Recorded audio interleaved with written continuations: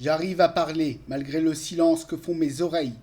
Et je vous le dis que chacune des cadences infernales, plutôt dirais-je que aucune des cadences infernales ne vient troubler le silence de mes oreilles. Et je le dis encore, rien ni personne ne peut m'empêcher d'être un sourd. Un sourd, oui, je vous le dis, un sourd, mais pas un muet.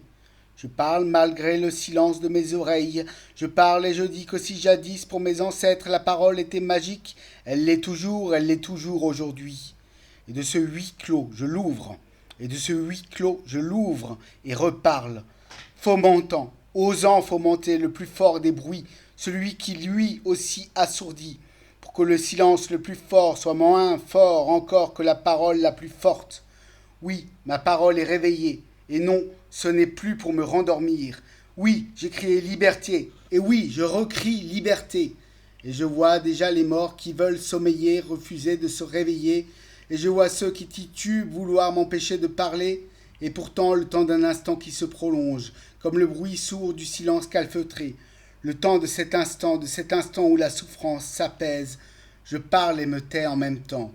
Qui pourra m'en empêcher?